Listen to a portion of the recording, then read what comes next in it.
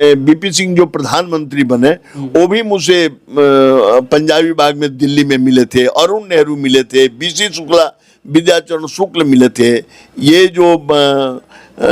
जो झारखंड के जो थे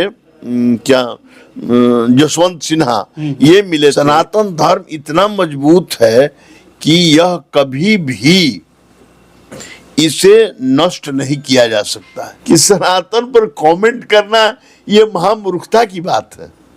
इसकी नींव इतनी मजबूत है कि इसे कोई भी हिला डुला नहीं सकता। और छुप करके रात में आए हैं 8:30 बजे 9 बजे हाँ आए हैं, और उनके ऐसा उनके साथ प्रॉब्लम हो गया, जो विरोध करता है करते रहे, कहीं उसके फेरा में कोई पड़ता है नहीं पड़ता है, अपना जो जीने का तरीका है वो जी रहा है। बहुत से लोग आए लेकिन सनातन का कभी अंत नहीं हुआ। सनातन धर्म को लेकर के विशेष टिप्पणियां की जा रही है, सनातन धर्म के खिलाफ में खूब प्रचार प्रसार किया जा रहा है, सनातन धर्म को बुरा भला सब कुछ बोला जा रहा है। इसको लेकर के हम सनातन की महत्ता बताने के लिए अभी हम पहुंचे हैं, हमारे साथ ज्योतिषाचार्य पंडित विंध्याचल लाल देव जी हैं। हम इनसे सनातन धर्म की महत्ता को भी जानेंगे और साथ ही साथ इनसे एस्ट्रोलॉजी के बारे में भी कुछ बात करेंगे। सबसे पहले तो बाबा स्वागत है आपका हमारे चैनल। धन्यवाद। आजकल देखते आ रहे हैं कि सोशल मीडिया पे आप भी देखते होंगे, सनातन धर्म के प्रति एक विशेष तरह का जो है दुष्प्रचार किया जा रहा है। लोगों के मन में अवधारणाएं कई तरह की पैदा होने लगी हैं धीरे धीरे। क्या कहिएगा इसको लेकर के? देखिए, एक बात तो आप जान लीजिए कि सनातन धर्म हमेशा से मजबूत रहा है और रहेगा, ठीक ना जी। एक बात इसमें यह है, अभी सनातन के प्रति लोगों की जो दुर्भावना जगी है, इसलिए जगी है कि सनातन स्वयं जाग चुका है। अब उसको परास्त करने के उद्देश्य से ये लोग जो हैं और उसके विरुद्ध में अपना आपत्तिजनक बातचीत करते हैं, है ना। लेकिन ऐसा है नहीं। सनातन धर्म इतना मजबूत है कि यह कभी भी इसे नष्ट नहीं किया जा सकता है।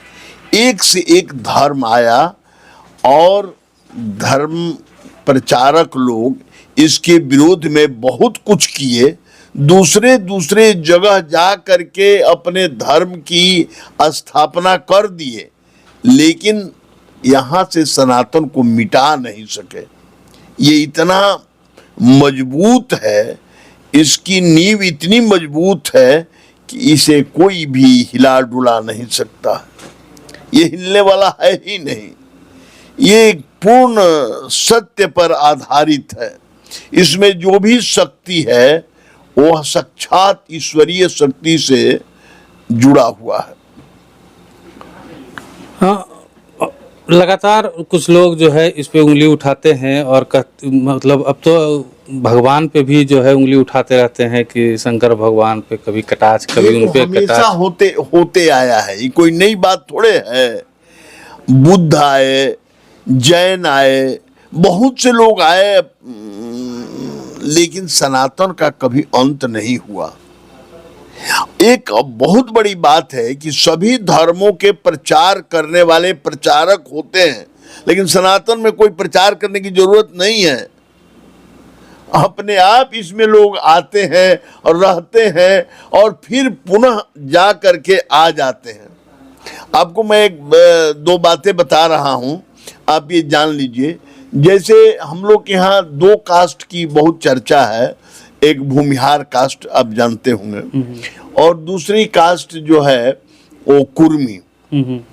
आप जानते हैं भूमिहार कैसे, जो बुद्ध आए और उनके प्रभाव में आकर के जिन लोगों ने सनातन धर्म को छोड़कर बौद्ध धर्म के तरफ गए और पुनः कुछ दिनों के बाद उनका भ्रम मिट गया और पुनः वह सनातन में आ गए। लेकिन यहाँ के वो ब्राह्मण थे, है ना, लेकिन ब्राह्मणों ने उनको स्वीकार नहीं किया, तो इसलिए वो लोग जो है भूमिहार ब्राह्मण के रूप में जाने गए। और कुर्मी जो है ये क्षत्रिय थे, है ना, और ये लोग भी उसी तरह से गए और फिर पुनः आए तो क्षत्रियों ने उन्हें स्वीकार नहीं किया, सनातन में क्षत्रियों ने इन्हें नहीं स्वीकार किया। तो ये अपनी नई कास्ट कुर्मी जात से परिचित, मैंने क्या कहेंगे उसको, जाने जाते हैं।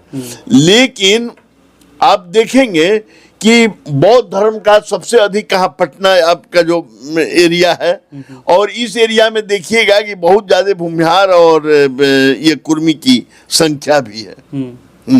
आप इसको प्रैक्टिकली आप अध्ययन करिए। जी बिल्कुल है। हाँ, तो आप कभी भी सनातन धर्म पद के विरोध, सनातन के लोग कभी भी कोई जो विरोध करता है करते रहे, कहीं उसके फेरा में कोई पड़ता है नहीं पड़ता है, अपना जो जीने का तरीका है वो जी रहा है। उसकी इतनी आस्था अटूट है कि सनातन पर कमेंट करना ये महामूर्खता की बात है।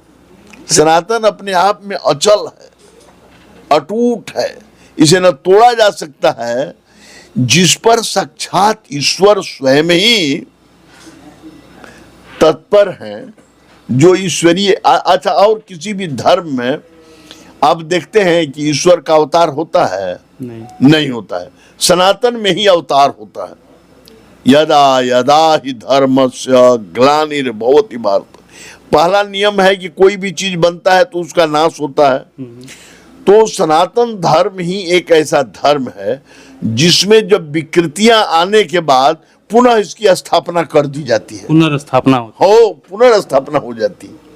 परमात्मा स्वयं अवतार लेकर स्थापना करते हैं, ये बात समझ लीजिए। सनातन धर्म में बाबा ज्योतिष का भी बहुत बड़ा महत्व है, बहुत बड़ा स्थान है, लेकिन कुछ लोग इस पे भी सवाल उठाते हैं ज्योतिष कुछ है, ज्योतिष विद्या कुछ नहीं है। देखिए, वो ऐसा है, हमें कोई रोग नहीं हुआ तो हम किसी डॉक्टर के ऊपर अगर कमेंट ही करते हैं तो क्या मुझे अंतर पड़ता है?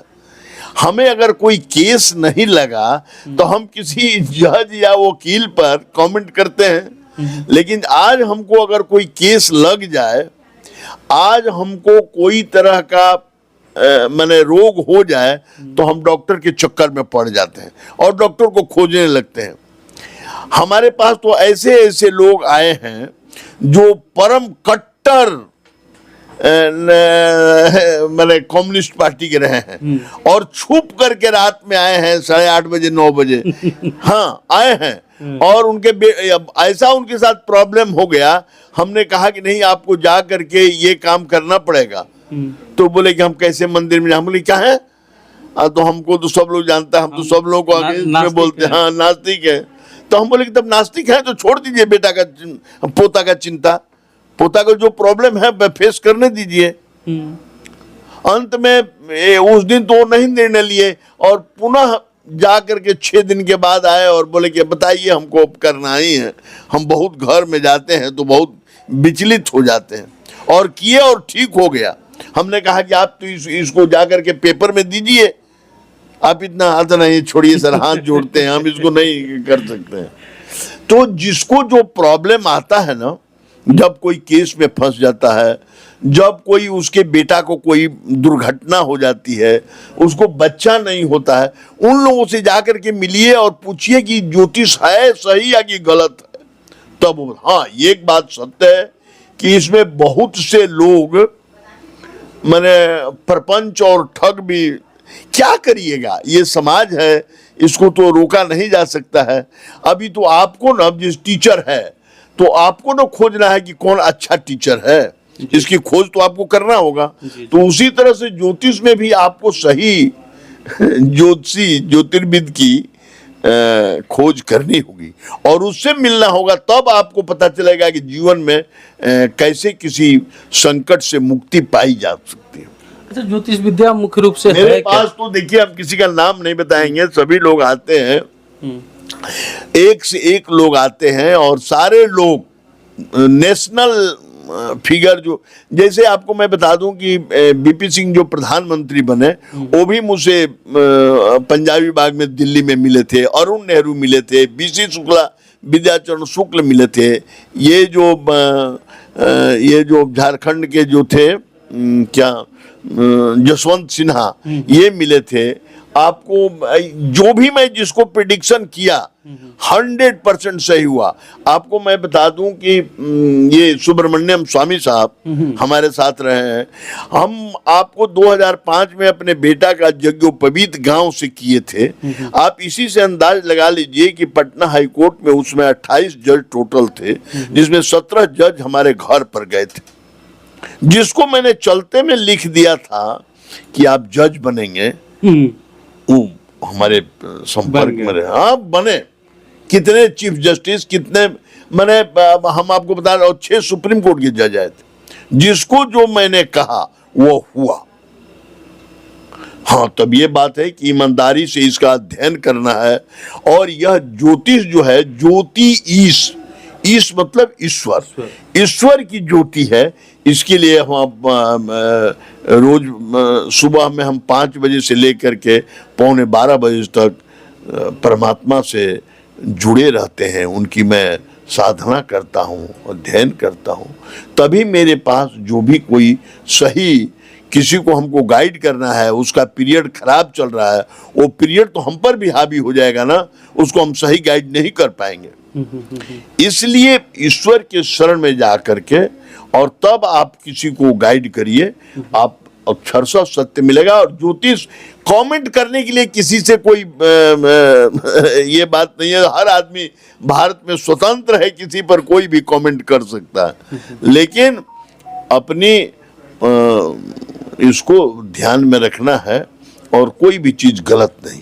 अच्छा, हमारे दर्शकों में से कुछ लोग अगर आपके पास आना चाहेंगे, हाँ, आपसे मिलना चाहेंगे, हाँ, परामर्श लेना चाहेंगे, तो निश्चित। किस तरीके से आ सकते हैं? यहाँ पर मैं ग्रैंड प्लाजा है, डगबंगला चौराहा पर ग्रैंड प्लाजा बिल्डिंग है। इसमें हम 2 बजे से लेकर के 6 बजे तक बैठते हैं। इसमें आकर के मिलें।